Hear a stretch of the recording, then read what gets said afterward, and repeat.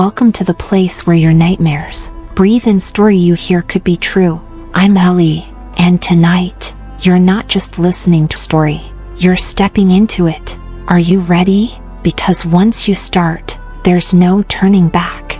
I always trusted my GPS more than I should have. It's not something I'm proud of, just a habit I picked up from too many solo road trips and too little patience for printed maps or memorized directions. I've driven across 3 states with nothing but my phone guiding me like a digital compass. So when I planned a weekend getaway to my cousin Alex's cabin, deep in the hills of northern Vermont, I didn't think twice about letting my GPS lead the way. 4 hours, clear skies, 1 full tank of gas. Simple.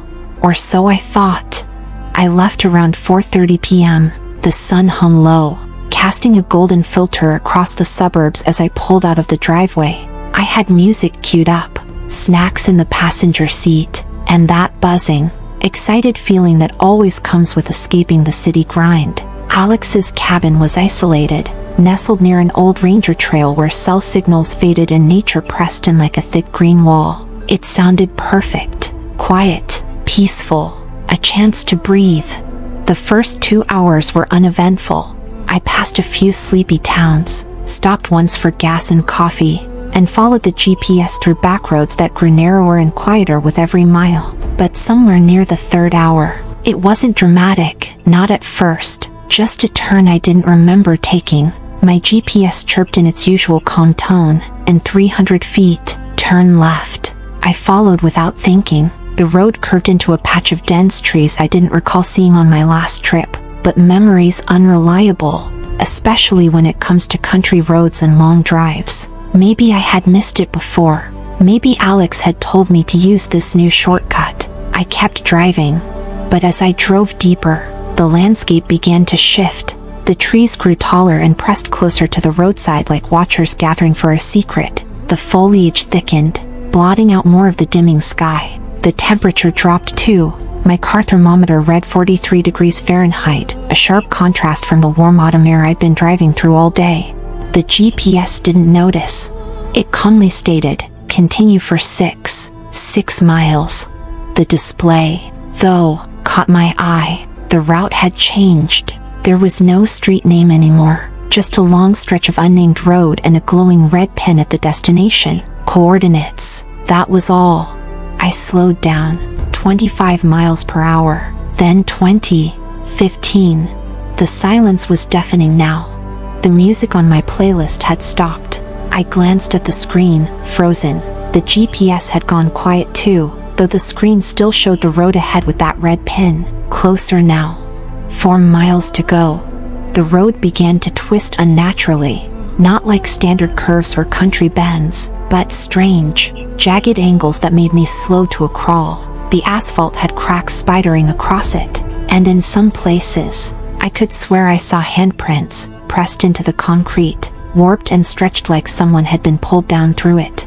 My phone buzzed once, just once. I picked it up. It looked like fog at first, just denser. But then it stood up. A shape, black against the gray, tall, slender, wrong. It wasn't walking, it was gliding across the road.